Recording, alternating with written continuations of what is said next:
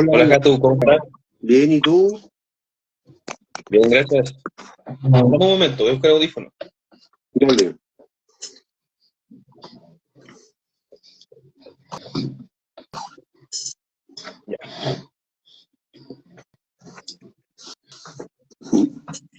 Dame.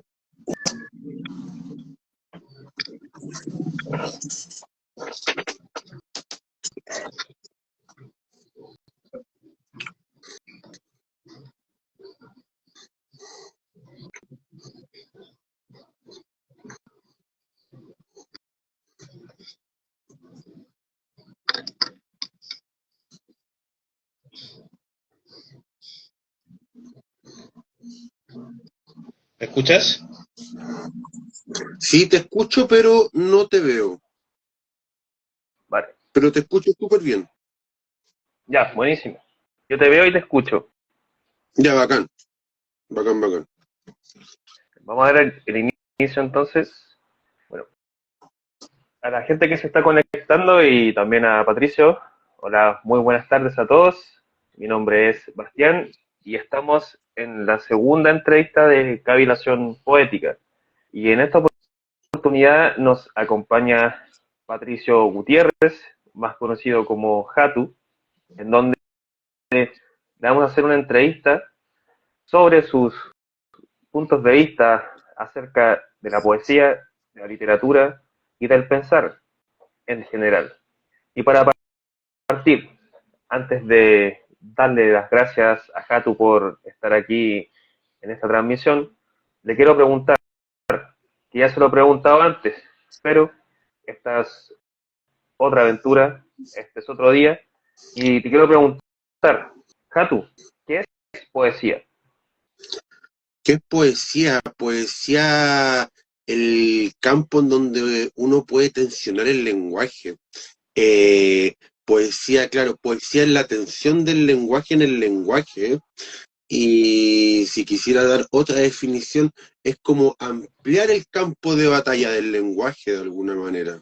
Eso es lo que, como yo lo pienso un poco, y lo trato de aplicar también. Un tema estético, ¿no?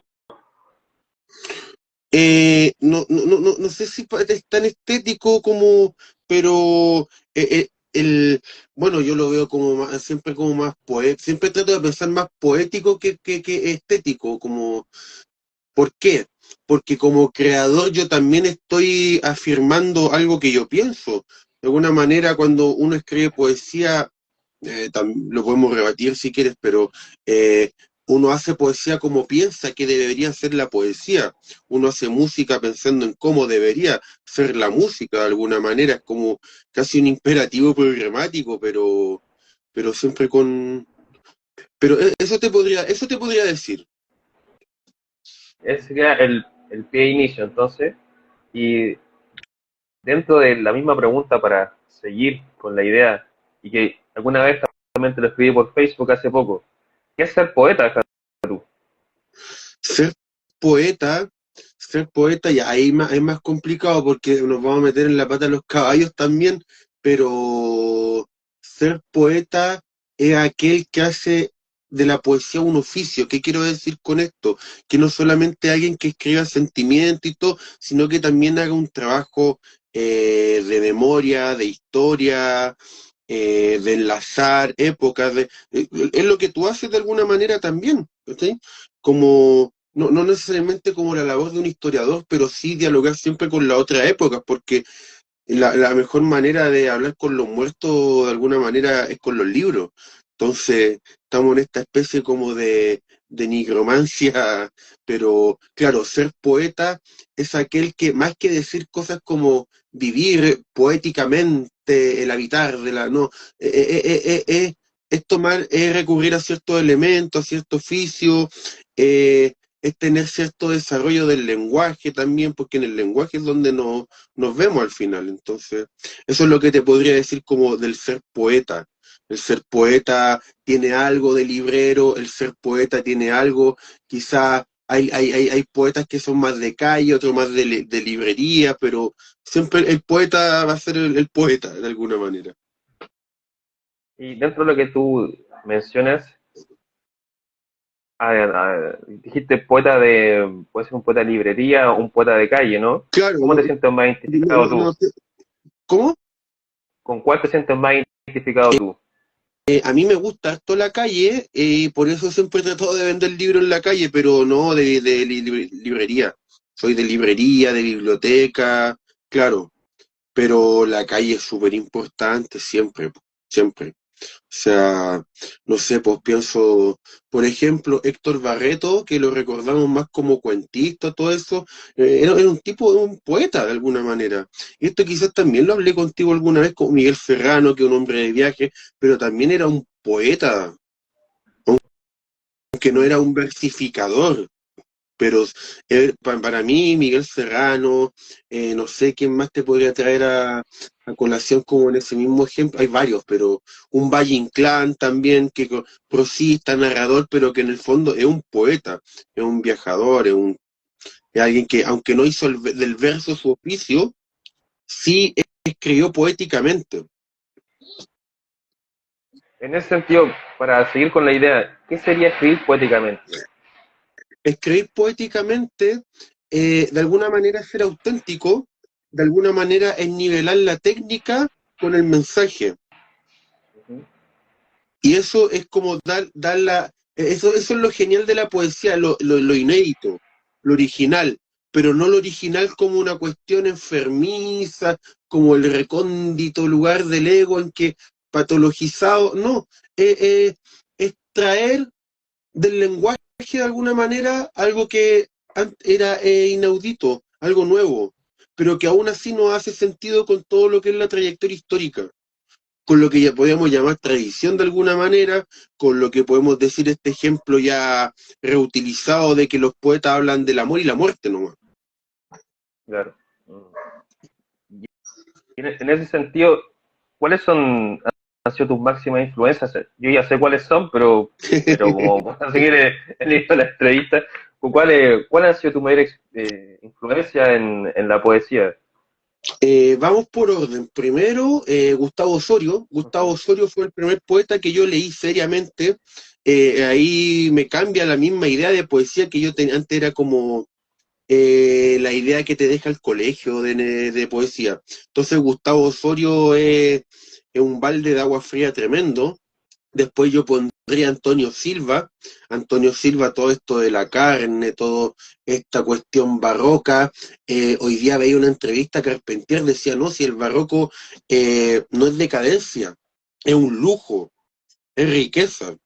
Entonces, Antonio Silva también, y ya pondría como en tercer lugar, y así como de fondo, a Góngora. Góngora para mí es tremendo, y siempre como de alguna manera vuelvo a él, vuelvo a él. Bueno, a los tres vuelvo siempre de alguna manera, pero esas son como las tres grandes influencias, como poesía chilena siglo XX, Gustavo Osorio sobre todo, sin olvidar que siempre hay por ahí un Jaime Rayo, un Luis Omar Cáceres, toda esta poesía, Rosabel del Valle también, y también la poesía del siglo de oro español también, que está ya a la lejos, pero todavía digregándose un poquito, pero siempre primero fue como la poesía chilena, así como, esas son como mi influencia de alguna manera.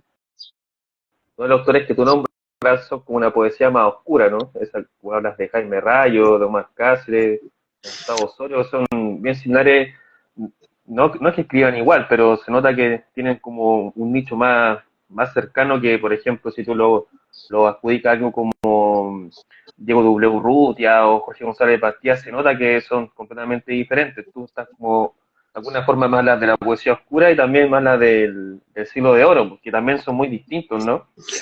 Sí, son muy distintos, claro, la época, sobre todo el siglo XX, que, claro, políticamente fue un desastre, culturalmente fue maravillas, pero sí, hay una cuestión como de cierta oscuridad, tanto del lenguaje, la perspectiva, pero eran poetas súper lanzados de alguna manera. Eh, Tenemos el caso este Jaime Rayo, que creo que todavía no se sabe cómo, no digo más Cáceres, fue el que todavía no se sabe cómo murió. Ujú. Tenemos todo ejército de poetas suicidas también, poetas que mueren jóvenes, poetas malditos de alguna manera, poetas que, como lo hemos hablado cuando hablamos de Gustavo Osorio, estos que tienen como el transcribir ese subconsciente que está constantemente sonando en la penumbra. Entonces, claro, esa oscuridad que siempre como que se le atribuye a Osorio, que es como rodear de palabra aquello que no va a alcanzar, es fundamental, es fundamental. Entonces para mí, claro, Gustavo Osorio, porque además cuando yo llego a Gustavo Osorio, ya Gustavo Osorio había muerto hace como 70 años y yo en mis manos tengo la obra completa. No la tengo por acá, ya la tendríamos discutiendo, pero puedo disfrutar de la obra completa y a mí me encanta ese trabajo de abordar a un autor desde su obra completa, porque tú ves la evolución, ves cómo maneja todo, ves el desarrollo estilístico, ves un montón de cosas. Entonces, si se puede leer la obra completa de alguien, no digo que partamos a leer Flaubert, que son 3 tomos así en Aguilar, pero se entiende un poco la idea. Por supuesto. Sí, sí. Oye, y con lo que me vas comentando sobre Gustavo Osorio, yo leí algunos poemas tuyos y hay algunos que se nota mucho esa parte de Góngora, así como de Garcilaso La Vega, como con el lenguaje que tú utilizas, se nota que es de esa misma época a veces, que básicamente ya no se utiliza, ¿no?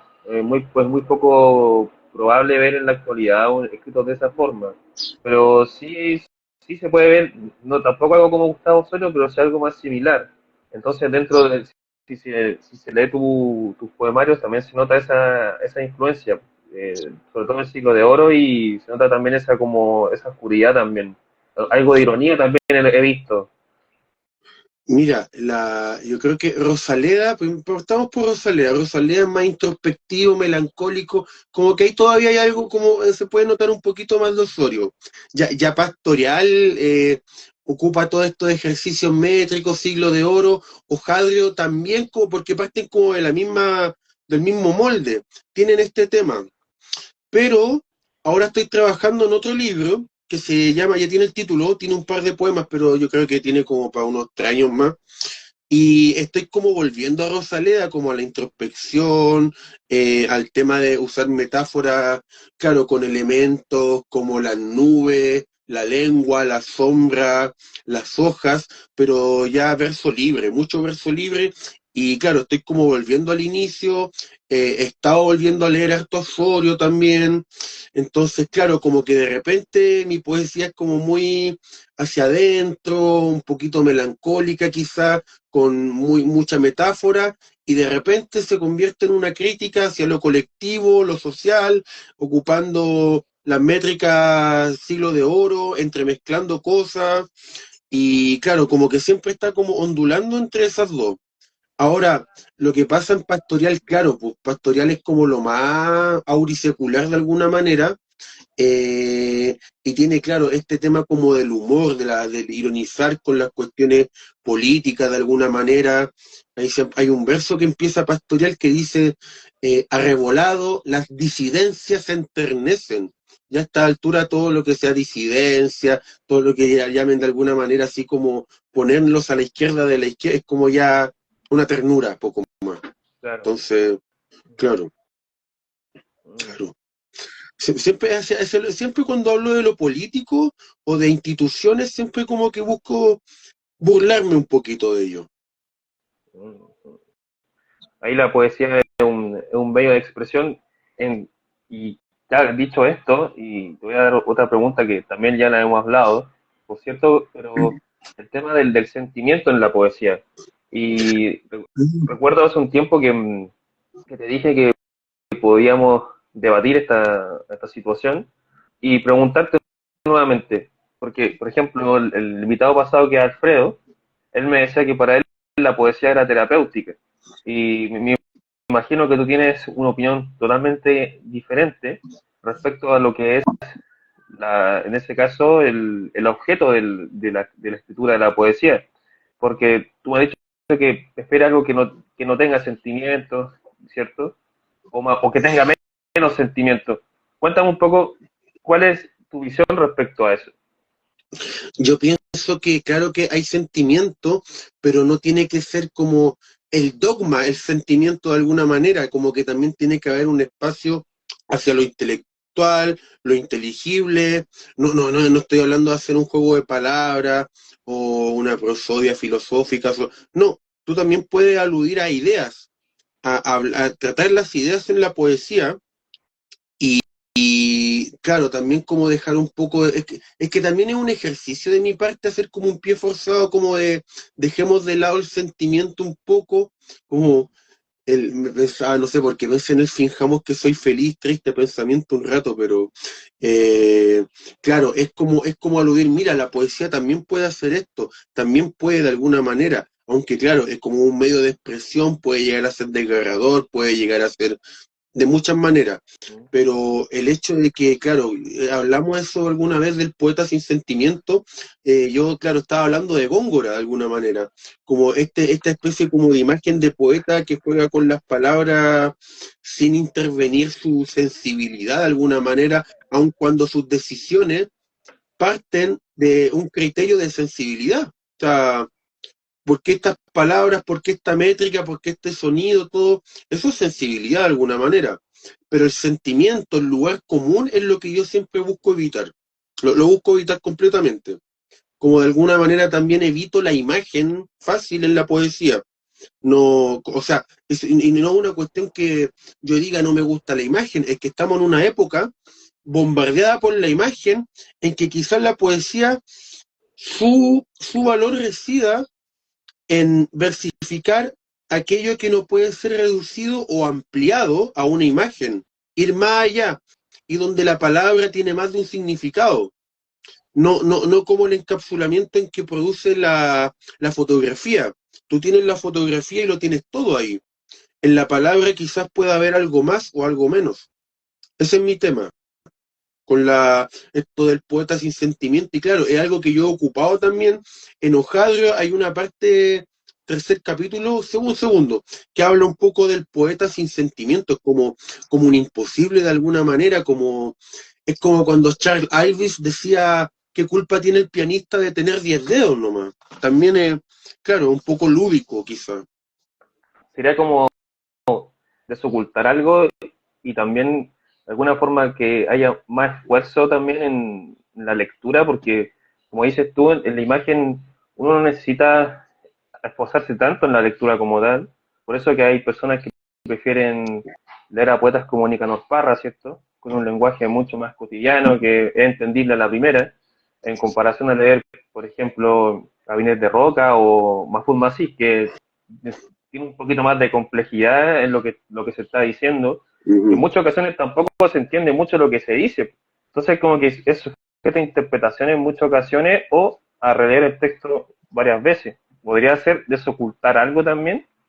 Yo también creo que sí, desocultar también. Y ahora, qué bueno que pusiste ese ejemplo, porque Macís no es que escriba así porque solamente puede escribir así. Cuando se produjo el golpe de Estado y es que en Venezuela se dedica a trabajar en transmisiones radiofónicas y sus textos son súper claritos y hasta divertidos y contrastan mucho con su poesía. Entonces él no era una persona incapaz de escribir de otra manera, es que fue su decisión escribir de esa manera. Entonces, cuando hay que tener de repente cuidado, algunas personas dicen, no, es que escribe así porque no sabe escribir. Como, no, Claro. pues, si sabe escribir. Entonces, claro, sí, ahí como que me produce mucho eso de. Ahora, claro, Nicanor Parra, mi problema con Nicanor Parra no es tanto Nicanor Parra en sí, sino que como que ganó el discurso parreano en la poesía en estos días y como que estamos un poquito conformes con eso, y yo como que digo, no, pues también se puede de otra manera. Claro, eso que hablas de Mahfoud Masí, yo el otro día vi un video de un nieto que decía que su abuelo era mago. Entonces también hay influencias de otras cosas, ¿no? Mm, Que le gustaba la mm, magia. Entonces, como vemos textos como el de Carlos de Roca también, que se nota que hay algo como alquímico, ¿cierto? También habían poetas que tenían influencias de otras cosas, pues otros que son más místicos, otros que son más terrenales. Entonces, como dices tú, creo que también ahí influye cómo alguien va a dar un mensaje, pues. También podría ser, ¿no? sí, claro, como, y las referencias, claro, hay tradiciones y tradiciones, tienes la mística católica, tienes todo lo que es la magia del caos hoy en día. He visto gente que hace cosas con eso, entonces, claro, uno escribe en el fondo lo que sabe nomás, pero claro, la referencia a tradiciones místicas, tradiciones gnósticas, son súper interesantes y valiosas. Y yo estoy siempre dispuesto a escucharlas todas de alguna manera. Es lo mismo que pasa con Fray Luis de León, ¿cierto? San Juan de la Cruz, que también se nota que eran tipo, o sea, fueron tipos religiosos, pues. Entonces, también por eso su forma de escribir. Y sabes que mucha de su forma de escribir, aparte del catolicismo, viene un poco de lo que es la tradición hebraica, como el estudio de la palabra que hacían los cabalistas. Entonces también hay una influencia que se mete por debajo, aún en una época tan católica como el siglo de oro. Claro. Mm. Y, y tú, por lo que hemos hablado también anteriormente, tú me has dicho que eres ateo, pero sin embargo te gusta bastante ese tipo de poesía, como San Juan de la Cruz, ¿cierto? Qué es lo que te llama la atención? Me llama la atención, bueno, a mí, lo paradójico, o sea, como alguien que tiene una experiencia religiosa trascendente cuando ve que el centro de la cuestión está fuera de su identidad y eso le preocupa y se da cuenta que la palabra está entre medio marcando la distancia, también, claro, como he dicho, lo paradójico, expresar esto es súper complicado en nuestras palabras. Por eso San Juan de la Cruz habla cosas como la música callada, la soledad sonora, llega Santa Teresa, dice, vivo sin vivir en mí, muero porque no muero. Entonces, en ese espacio la poesía es fundamental que la poesía se tenga como esta ampliación del campo de batalla del lenguaje. Y los místicos supieron aprovechar muy bien lo que el fenómeno poético. Entonces, para mí, claro, yo siempre el San Juan de la Cruz, Santa Teresa, también hay toda una tradición, los musulmanes también tienen mística también, no un fenómeno solamente católico. Aunque claro, no me acuerdo quién decía, pero lo interesante también de esto es que algo que se produce al margen de la religión como en la periferia poco más. Y claro, estaban a un paso de la herejía poco más esta gente, por expresar lo que expresaban, que siempre era una cuestión desde el sujeto hacia una especie de absoluto. Claro, mira lo que has dicho, me ha recordado los mismos poetas chinos, como Dufu, ¿cierto? Wang Wei, algunos que tienen influencias taoístas, del confucianismo también, ¿cierto? Del mismo budismo, y se nota ahí digamos, la influencia, que estas también fueron religiones, formas de pensar, formas de vivir, que se notan bastante en ese tipo de escritura, que creo yo, para poder entenderla un poco, uno tiene que también entender o hacer el esfuerzo de leer esas cosas también, sea el Tao Te Ching de Lao Tse, o una lecta de Confucio. Siempre, Entonces, claro, como son, ahora hay que siempre tenerlos claro como libros de fe, más que como libros de historia, sin tratar como de desmerecer lo que, pero son libros de fe como la Biblia. Pues. A mí me pasó una vez que en una clase, un chico empieza a debatir sobre, creo que fue el Tao Te Ching, creo que fue, y el profesor le dijo, tú no puedes hacer eso porque es un texto de fe, no puedes como aplicar criterios de historia, aun cuando el profe era comunista. ¿No? uh-huh, Entonces, defendiendo cuestiones religiosas, el profe fue hasta divertido. Pero el tema es que, claro, pues hay hartas fuentes. Yo con los chinos todavía me falta conocer harto a los chinos. Entonces, gracias ahí por esa mención, porque justo apareció hace poco unos libros sobre filosofía china que creo que me haría súper bien leerlo a corto plazo. bueno, como tú sabrás, todas estas cosas tienen un mundo bastante amplio y ojalá la vida nos entregue esos años para poder sumergirnos en muchas cosas, ¿no? Sí. Y yo te quiero hacer una pregunta respecto a tu forma de escribir. Es decir, ¿tienes algún tipo de método para organizar tu escritura o algo que tú no te lo propones, te lo propone, es algo que haces de forma más espontánea? ¿Cómo tú trabajas tus textos? ¿Cómo lo haces? Mira, mis textos en poesía, por lo menos en poesía, que yo de repente estoy pensando, pienso mucho los versos, voy escribiendo, porque debo tener unos 5 cuadernos alrededor de la casa, siempre salgo con un cuaderno, entonces voy anotando cosas, garabateando, voy dando hartas vueltas a las cosas, pero eso solo en poesía, porque lo que es crónica o narrativa, yo ahora me siento a escribir.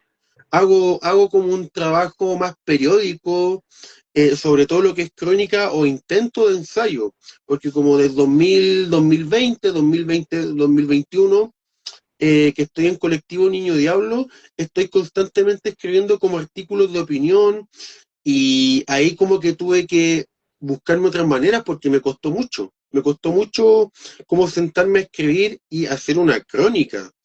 Ahora, claro, por eso yo hago la diferencia un poco como de la poesía y lo que es narrativa o crónica. La narrativa crónica yo la trabajo sentado, hago harto trabajo ahí, pero la poesía como, claro, quizás porque es más limitado en cuanto a espacio, me permite mayor movilidad y hacer cositas como apunte, es más trabajo de apunte, mucho apunte, pero claro, pero le doy mucha vuelta al verso, siempre estoy como tengo un poema de repente en la cabeza y hasta que esté moldeado ya como que lo saco y después empiezo a corregir, transcribo y ya por ahí empieza a salir algo recién. O sea, el poema se está gestando en todo momento. Sí, no, yo estoy todo el día pensando versos, es terrible, pero el tema es que, claro, siempre es como que dando vuelta al verso, a la idea, cómo tensiona esto con esto, después veo cosas como el espacio, y ya como al final, el poema llega al notebook y le dejo un respaldo. Ahí recién voy respaldando, pero hay harto papel, sí. Así que, ¿qué te parece esta idea de la inspiración?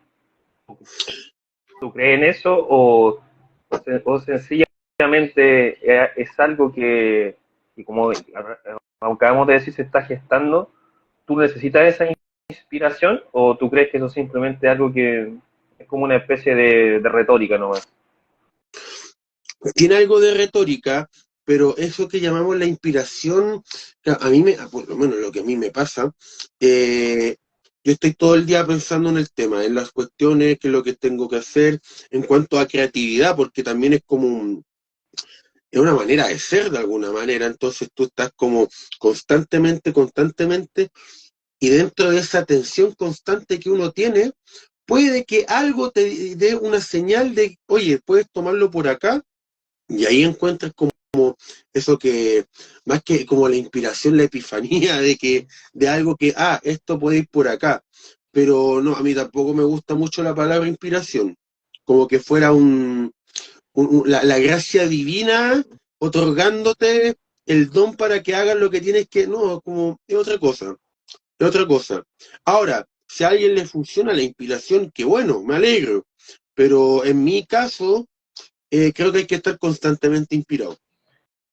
Es decir, como dijiste que es una forma de ser, también es una disciplina también, o sea, no es algo que yo tengo que dejar de hacer 2 años y de repente, ya, ahora sí, Claro, 2 años claro, más, no una revelación tampoco, ¿no?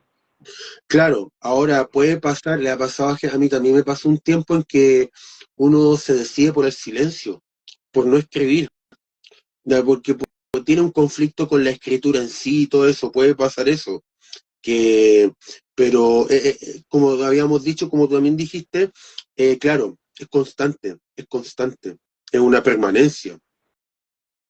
Y respecto a esa misma forma de ser y respecto también a la misma poesía, para ti es necesario leer poesía porque como también hemos dicho anteriormente, hay escritores que dicen que no hay que leer nada porque leer es básicamente copiarle a alguien, ¿no? Entonces, mejor no leamos nada y escribamos lo que nos pasa. ¿Qué te parece a ti eso? ¿La poesía es un alimento fundamental o tú crees que no hay que leer nada y solamente escribir? Yo creo que hay que leer lo que más se pueda en cuanto a poesía y a otras cosas también. Narrativa, ensayo, todo sirve, todo bienvenido. Claro, esta idea media purista, como de me puedo contaminar y como yo soy tan original, oye, manso ego, pero el tema es que hay que ver, es como cuando uno estudia una partitura y ve las posibilidades que uno tiene al escribir. Es como decir, oye, esto puede ser. Y sabiéndolo, porque sabiéndolo, uno conoce ya el piso mínimo para hacer las cosas. No es que los autores antiguos sean lo más genial de, no, es que el piso mínimo. Si no lo escriban, mejor no escriban nada, pero es súper importante para mí leer poesía. Ahora estoy leyendo poco poesía, estoy leyendo esta narrativa, estoy releyendo a Camilo José Cela, estaba viendo qué ensayo leer, también estuve viendo Carpentier, estoy con mucha narrativa, pero siempre leyendo y leyendo, y en narrativa yo, el otro día me pasó que estaba leyendo las nuevas aventuras del Lazarillo de Cela, y dije, oye, este párrafo cortito, tú lo sacas, no cambia la historia, pero es tan hermoso, es tan poético lo que hace, y otra historia aparte, pura anécdota, pero andaba con el Cristo versus Arizona, que es una novela de Cela que es un puro párrafo, 200 páginas y tanto que es un puro párrafo, y un amigo que escribe poesía lo toma, lo empieza a leer y dice, ¿cuánta poesía hay acá? ¿Cuánta poesía hay acá? El tipo está haciendo narrativa, entonces yo recomiendo si pueden, o sea, si no quieren leer poesía, bueno, no lean poesía, pero lean narrativa. Lean harta narrativa latinoamericana, siglo XX, nútrense harto de eso. Por lo visto, yo me he dado cuenta que tú eres muy seguidor, digamos, de la literatura española, ¿no? Te gusta harto a ti la literatura española. Y Me gusta el español, sí, sí, en sí. ese sentido, ¿qué es lo que encuentras tú ahí? ¿Qué es lo que a ti te, ya que me estás comentando eso, qué es lo que te pasa cuando lees literatura española como me acabas de mencionar? Por ejemplo, me hablaste antes de Luis de Góngora. Imagino que Claro. también te debe gustar Lope de Vega, ¿cierto? Garcilaso de la Vega y ese tipo de escritores. ¿Qué te pasa con ese tipo de escritura que siendo tan antigua en relación al contexto que tú vives, por qué tú eliges esto? ¿Qué es lo que tú encuentras en aquello? De alguna manera es como ir buscando la historia, ir a la historia misma de la literatura, de alguna manera. Ir como, algún psicoanalista dirá, es como buscar a la madre, pero no. Es como pensar que el tiempo, la lengua, es una acumulación constante, no una cuestión que yo no pienso cuando hago poesía en palabras que ya están fuera, sino todas tienen cabida de alguna manera. Entonces todo esto de volver como al siglo de oro de alguna manera es buscar la historia de la lengua, e ir a la historia de la lengua y recorrer la lengua misma. Eso es lo que me pasa básicamente. Pues, esa es como mi intención más que nada. Oye, y cuando tú tienes lectura en la semana, ¿tú cómo lo haces? ¿Tú las planificas? ¿Tú tienes algún tipo de método de lectura? ¿O va apareciendo, respecto a lo que vas leyendo, van apareciendo nuevas cosas? ¿Cómo te organizas tus lecturas? ¿Hay días que no lees todos los días? ¿Cómo lo haces? Leo todos los días, aunque sea un poco de rato, depende de cómo ande la agenda le digo. Pero, claro, ahora soy súper desordenado en cuanto a las lecturas, las completo, pero mi ruta puede variar mucho, no es muy planificada, no tengo idea de lo que voy a estar leyendo en un mes, así que, pero siempre como la constancia, tratar de leer el libro lo más, no la rápida, pero sí de una, de alguna manera, como es la mejor manera como de tragarse un texto. Entonces, claro, yo en 1 o 2 meses no sé qué voy a estar leyendo, no lo sé. No, no, en ese aspecto no tengo un método, me lo he cuestionado, pero siempre hay una constancia, entonces siempre hablar también de los autores con otros escritores también sirve harto. Entonces, claro, esa es mi situación actual. ¿Y tú, Jato, eres autodidacta o alguien te enseñó en un taller literario a cómo escribir o conociste a alguien en ocasión también que te presentó la iniciación, por decir alguna forma, de la escritura. ¿Cómo tú aprendiste a escribir? No, yo no le pedí permiso a nadie para empezar a escribir. Fue este término que es de una francesa, fue como somatizar la literatura y básicamente fue de tanto leer dije, mira, voy a empezar a escribir un poco a ver qué pasa y a mis conocidos les gustó mucho mi poesía. Sí, mis primeros poemas están de pie de página en algunos libros y están ahí todavía. Entonces, no, talleres literarios, mira, el trabajo de taller igual es importante en cuanto a la crítica, que otros escritores te puedan decir esto acá, esto allá, pero ya talleres de escritura creativa, ahí yo me asusto un poquito. Yo me asusto, cruzo la vereda, todo ese tipo de cosas, pero claro, sería autodidacta y a punta de lectura no, pues, nada más. Mm. ¿Por qué te asusta, Katu? Si nos puedes contar un poquito más, que hay que cambiar la Porque, vereda, ¿por qué? porque la escritura creativa, la gente que yo he visto en talleres de escritura creativa, es la gente menos creativa que hay. Mm, Es la tumba de la imaginación, de alguna manera. no entiendo. Como que el trabajo de taller se pierde un poco ahí. Como que el trabajo de taller tiene también más que ver con cómo tú te defiendes delante de otros, cómo defiendes tu obra de alguna manera, y eso lo aprendí estudiando composición musical, Ujú. tanto como el defender tu obra, como el cómo te van enseñando las cosas de alguna manera, y que las cosas te las puede enseñar más de alguien, como es bien raro. Yo eso por eso siempre como que pienso que aprender a escribir es como aprender composición musical. Entiendo. Entonces, Katu sería un autodidacta, un orgulloso autodidacta, ¿no? Sí, sí, sí, estoy bien, estoy bien. Buenísimo, buenísimo. Y en ese sentido, cuando tú escribes, por ejemplo, que sé que hace poco publicaste Hojadrio, ¿no? Sí, Cuando tú escribes tú editas un libro, ¿con qué intención lo haces? ¿Para que te lean? Y en el sentido de quién te quiera leer, ¿quién crees tú que puede llegarte a leer? ¿Cómo tú quieres llegar a que te lean? yo a pesar de que no es una lectura fácil, aspiro a que cualquiera pueda leerme. ¿Qué es lo que quiero decir con esto? Que a pesar que no es ni un microrelato, ni algo que sea como tan fácil de llegar, sí es alguien para todo ser humano. La gente joven me lee harto. Yo encuentro que la gente joven tiene menos prejuicio al leer algo original e inédito que gente más vieja de alguna manera. Hubo gente que lleva toda la vida leyendo los mismos poemas, entonces, claro, la gente joven es como más mi público de alguna manera. Y la intención, claro, es como objetivar en un poemario que un libro que tiene como cierta unidad, una idea de poesía. Eso es lo que busco. Otra pregunta respecto al poeta.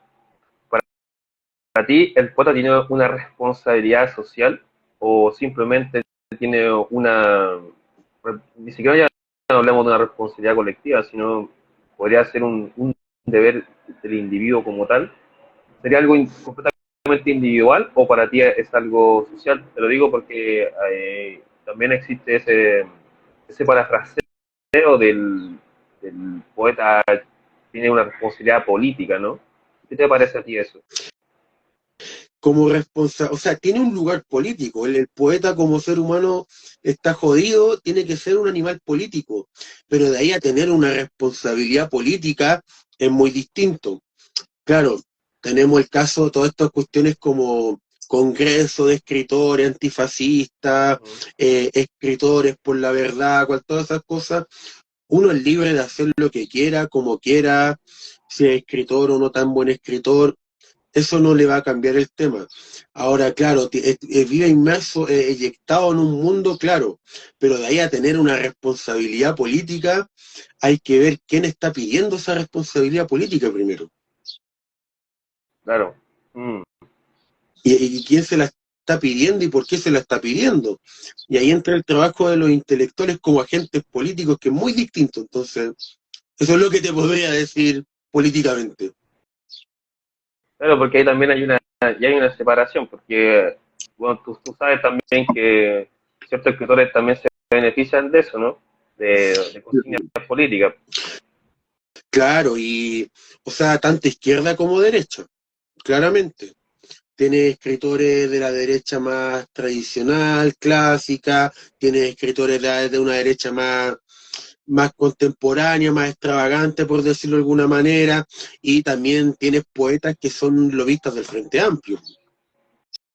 Claro. ¿Y tú te sientes identificado con alguna de esas veredas, digamos? Mira, yo me considero de media izquierda. ¿Qué es la media izquierda? Está la centro izquierda, está la extrema izquierda, yo estoy como al medio.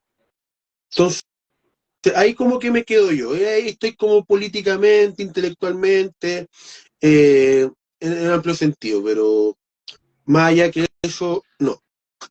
Mm, entiendo.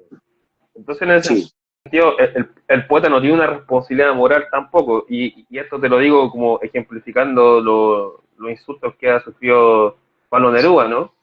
El tratado de violador y todo lo demás. ¿Y qué te parece a ti que se le adjudique algo moral a un escritor? ¿Crees que tiene que ver? ¿Tiene que tú, por ejemplo, si tú lees a un escritor, a ti te interesa lo que haya hecho el tipo en su vida privada? ¿O simplemente tú te centras en el trabajo netamente literario al leer una obra?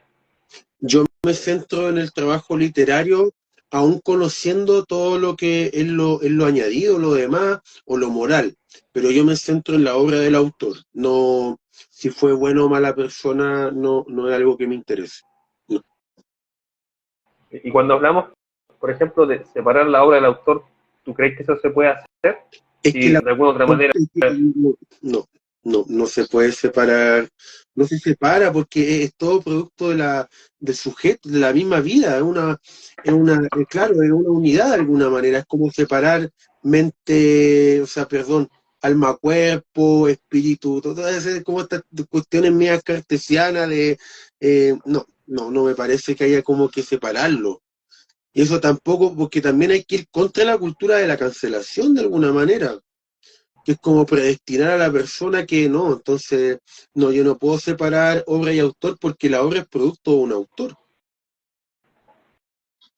claro, y eso también que se menciona también del ser buena o mala persona, y generalmente casi todos los que se mueren son buenas personas también, ¿no? Entonces, como un poco complicado elegir desde ahí.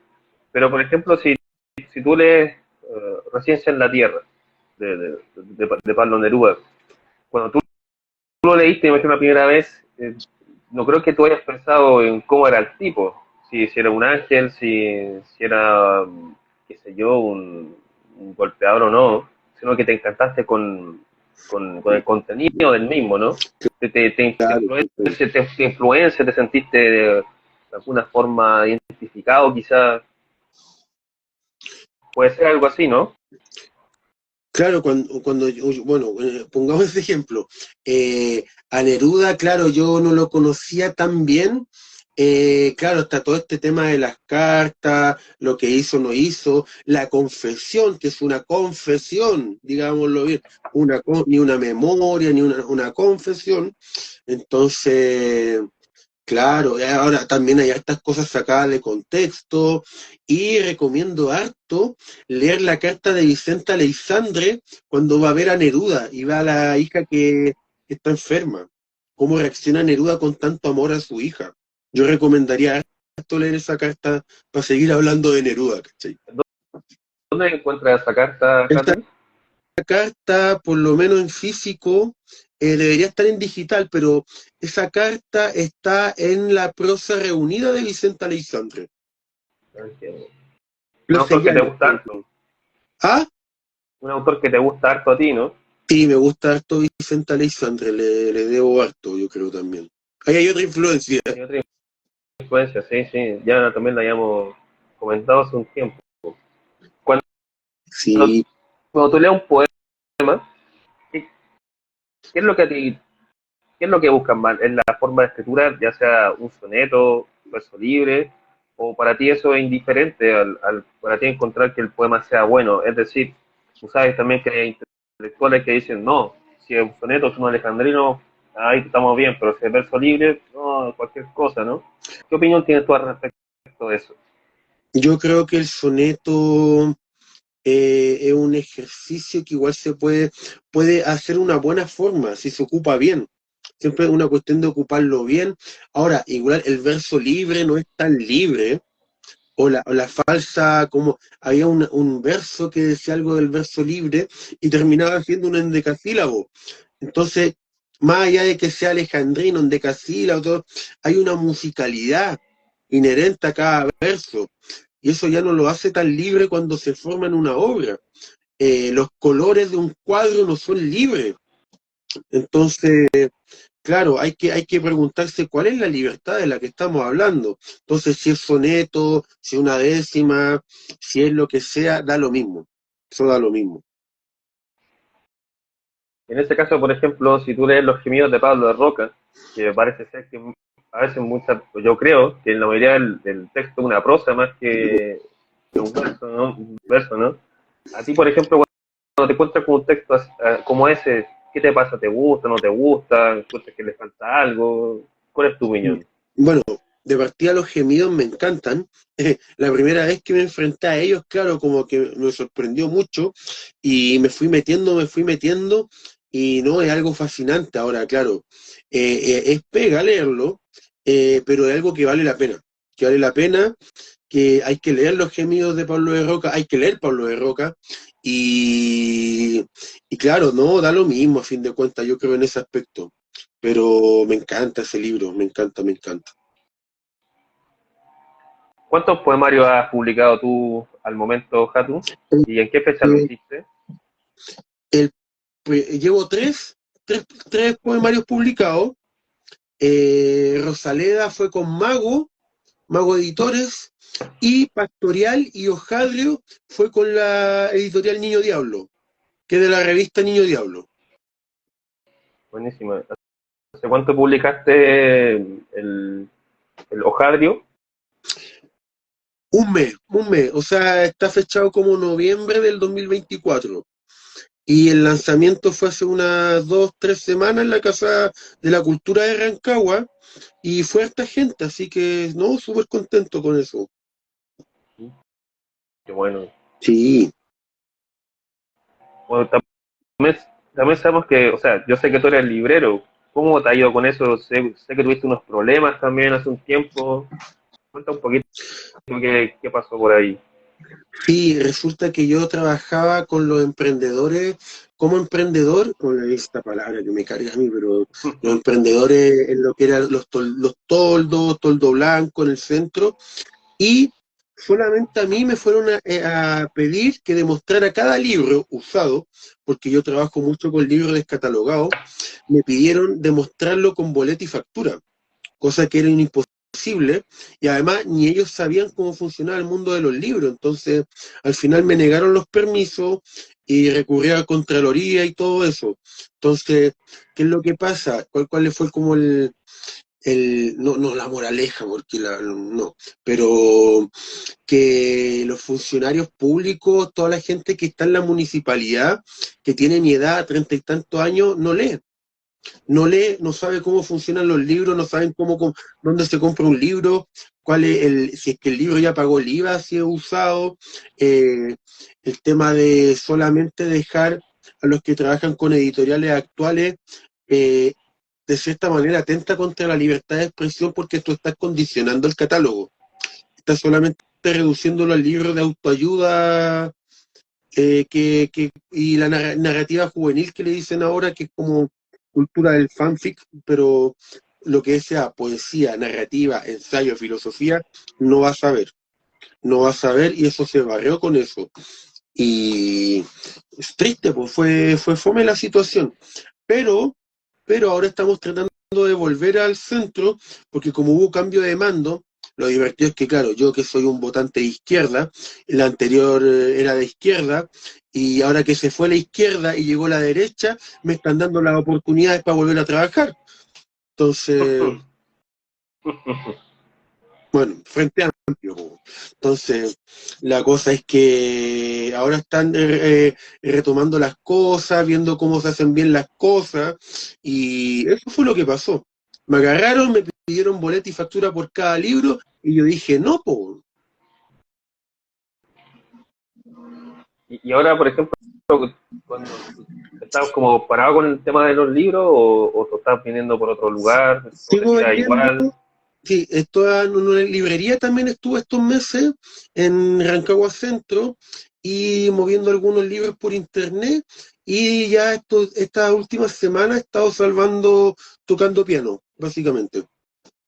Ah, también, ya que dijiste eso, yo te he visto a ti también leyendo en la calle, ¿no? Con un Sí, micrófono. sí, hemos hecho harto micrófono abierto con el Claudio, lo pueden encontrar como Pájaro Inefable en Instagram. Él tiene su parlante, llega, nos instalamos, ponemos varios libros a disposición de la gente.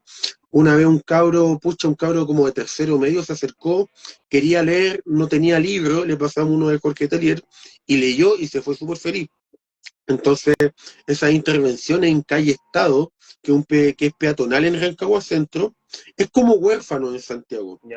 Eh, claro, han sido súper buenas y hay que leer poesía nomás, pues sí, como tomarse una esquinita o un paseo, micrófono abierto y si alguien quiere leer, bacán que venga.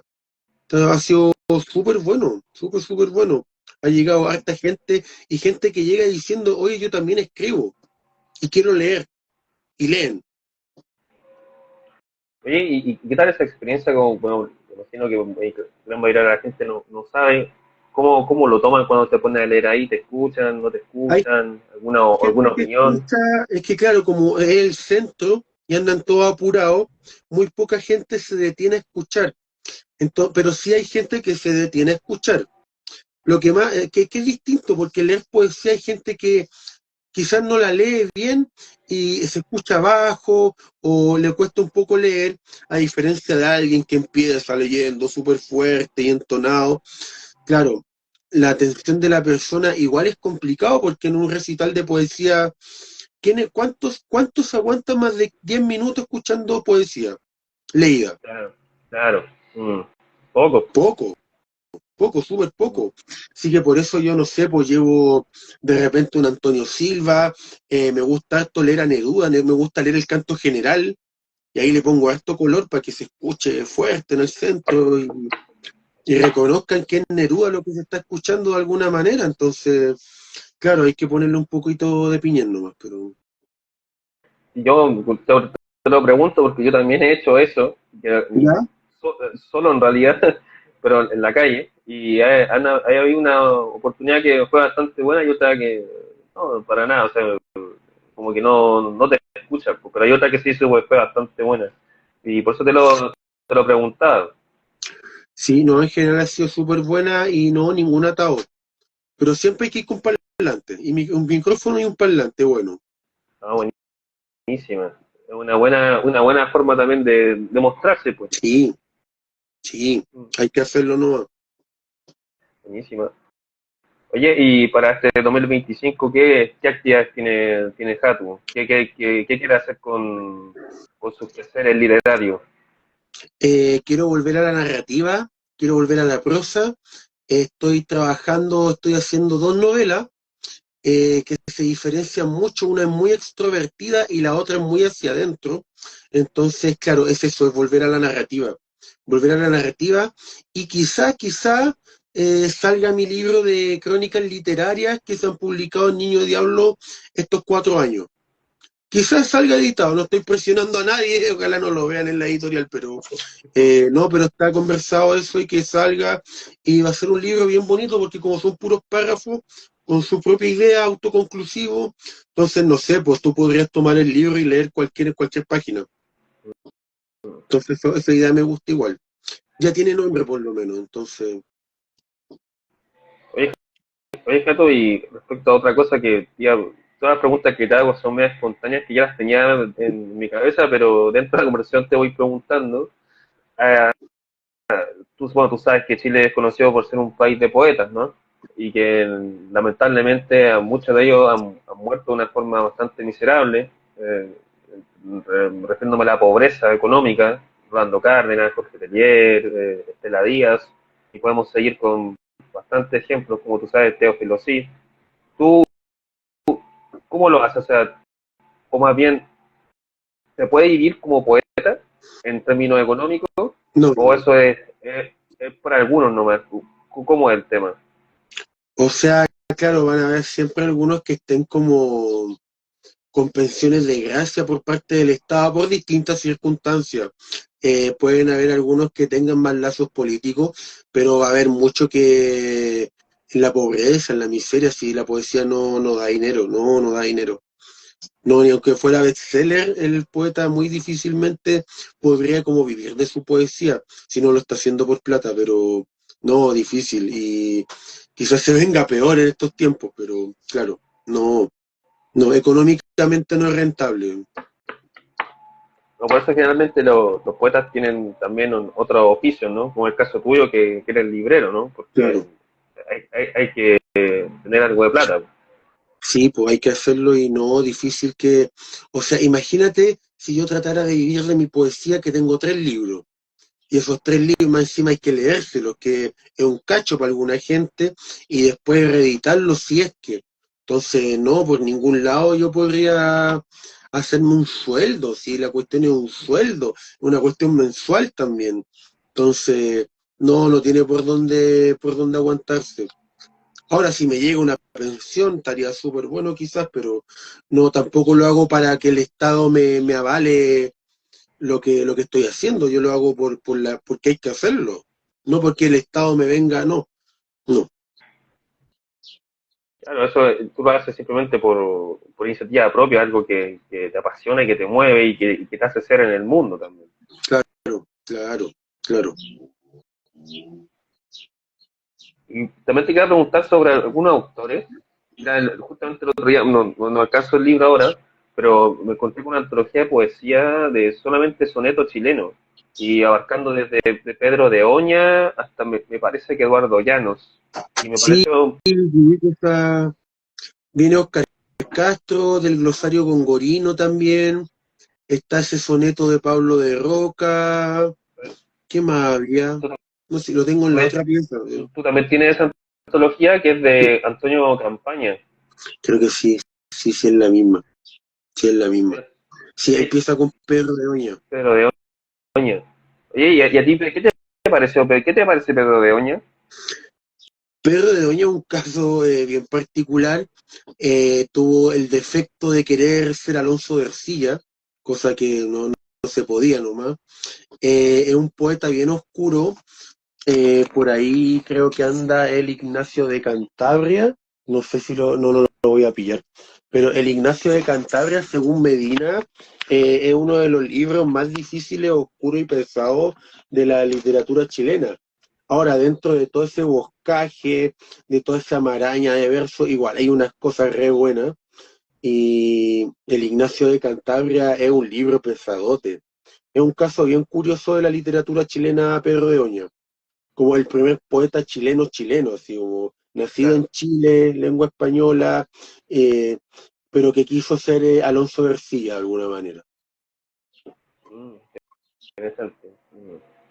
Ahora, el Arauco Domado nunca lo he leído. Yo te estoy hablando de mi experiencia con el Ignacio de Cantabria, que es la historia del fundador de los jesuitas. Ya. De qué se trata el libro, y está todo en octava real, todo en octava real el libro. Mm. Y yo te comentaba porque esa antología a mí apareció, no sé por qué motivo, pero el otro día escuché a alguien que decía que cuando tú le entregas la poesía, a veces la poesía igual te entrega algo y aparecen cosas. ¿Te fijáis? Yo sin buscarla me han aparecido cosas. Suponte tú el otro día, el sábado, no sé si conoces tú al poeta Juan Florit, que es chileno. Encontré un libro a 1.000 pesos, un libro que tuve en internet generalmente a 15 lucas. Y eso es lo interesante, creo, a veces. que te aparecen libros que de alguna manera claro, son antiguos y todo lo demás, pero tiene otro tipo de valor cuando tú ya vas tomando ese gusto por la lectura, ese gusto por el género. Y eso mismo que te digo yo, esa misma antología aparece en un lugar, una casa vieja donde venden libros, y yo ahí sacando libros, me apareció una cucaracha incluso, y ahí me salió ese, y dije, oh, sí, ya empecé a leer Pero de Oño, ¿cierto? Sale toda la historia de la poesía chilena, que como te decía antes, hablamos de los poetas, país de poetas, y se mueren en la miseria, no se leen, están los libros ahí tirados a 1.000 pesos si tú sabes buscar bien, ¿cierto? No, si no, no están metidos en internet, tú sabes que te pueden contar cosas que a veces están muy infladas, ¿no? A ti como librero, ¿qué te parece eso? Porque yo he visto libros, suponte tú, vamos a decir Basemeo, Tierra Firme, yo conozco un lugar donde me puedo encontrar esos libros a 1.000 pesos y que los veo en internet a 20. ¿Qué te parece a ti esa inflación que se hace con estos libros, sobre todo chilenos, antiguos? En internet, sobre todo en Instagram, es una locura la especulación que se ha hecho con los libros. Hay muy pocas veces que se van al chancho, pero lo hacen.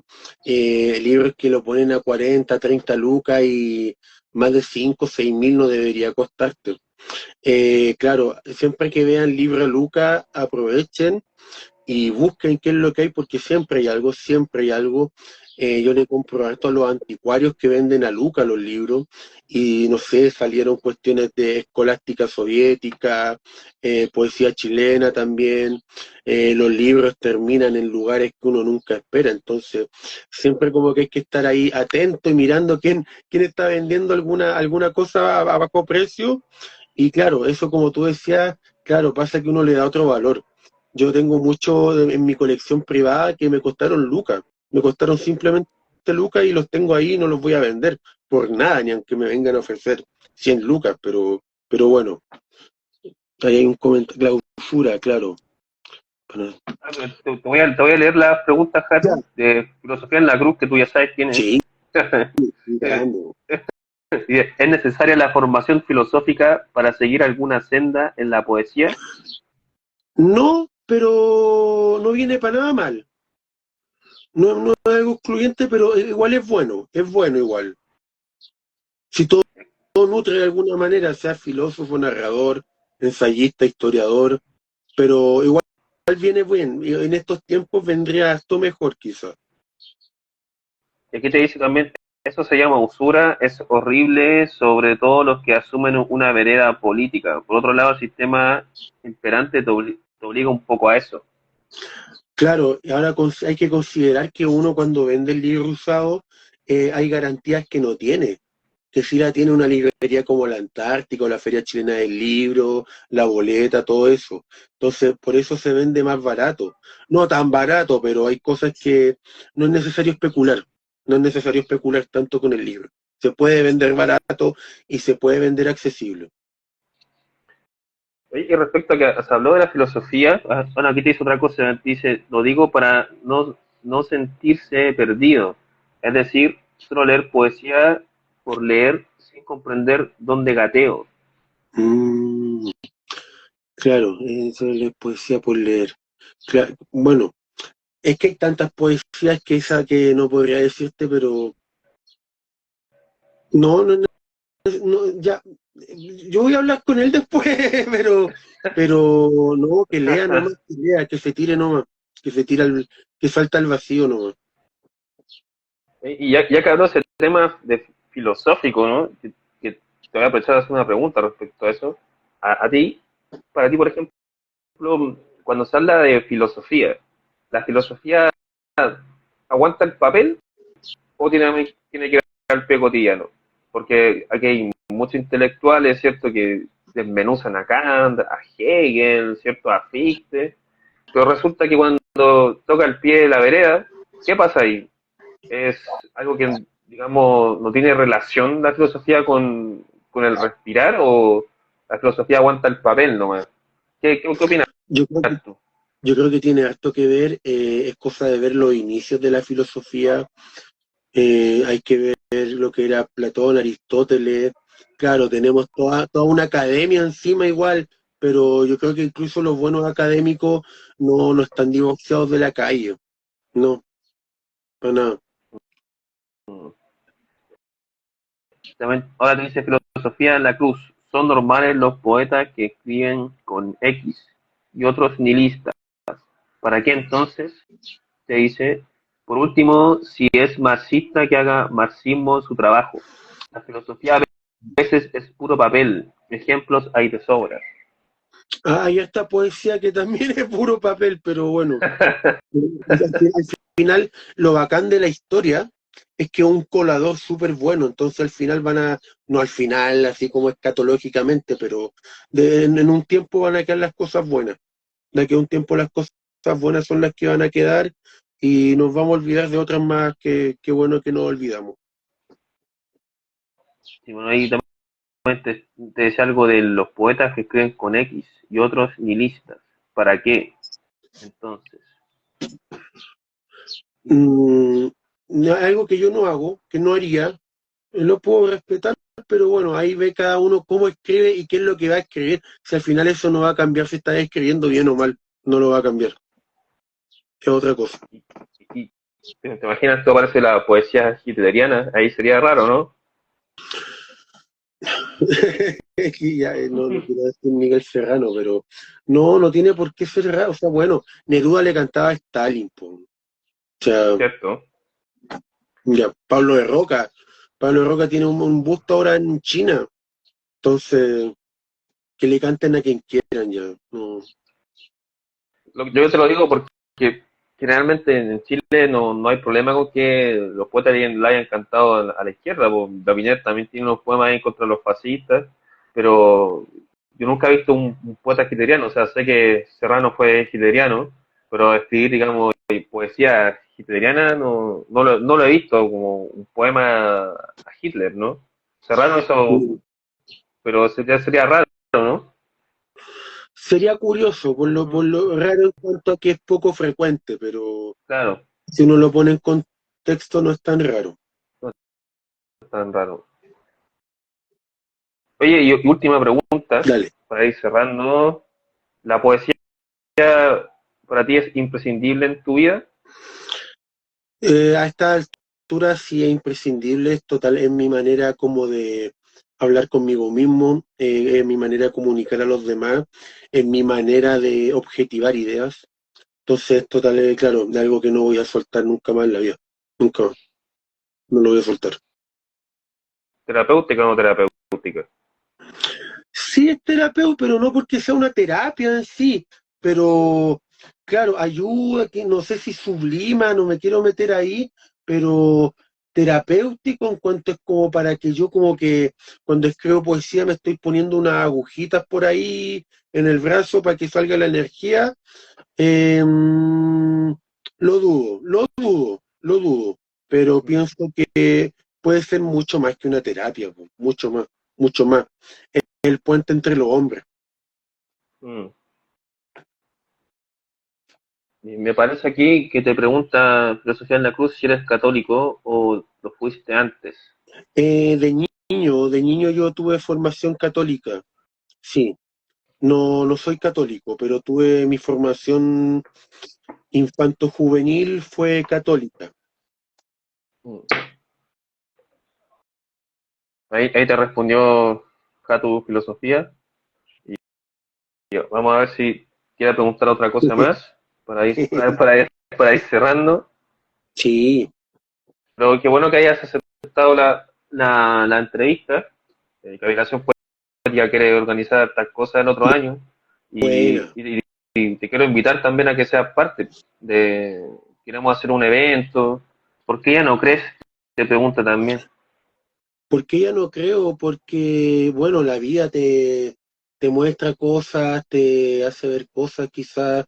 Yo vivía estas cosas en la educación católica que tuve, también la cuestión intelectual. Para mí la fe, más que una cuestión de sentimiento, una cuestión intelectual. Y nada, pues no la tengo nomás. Hay una ausencia de fe, también hay como una necesidad de fe, pero claro, eso básicamente. Ahora, claro, el ya no creer, claro, claro, es un tema. Quizá que no creo, yo no creo que vuelva a creer, pero es algo que siempre va a estar como el anhelo perdido de alguna manera. Pero eso, po, eso, creo que la fe es algo profundamente intelectual. Y en ese sentido, tú, por ejemplo, ya que te habló de este tipo de cosas, ¿tú después de la muerte crees que hay algo o simplemente no, nos volvemos al origen?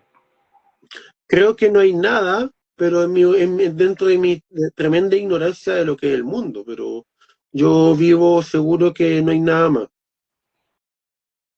Entiendo. Bueno, Jatú, te agradezco por haber participado el día de hoy en Revelación Poética Gracias y a ti, eh, gracias.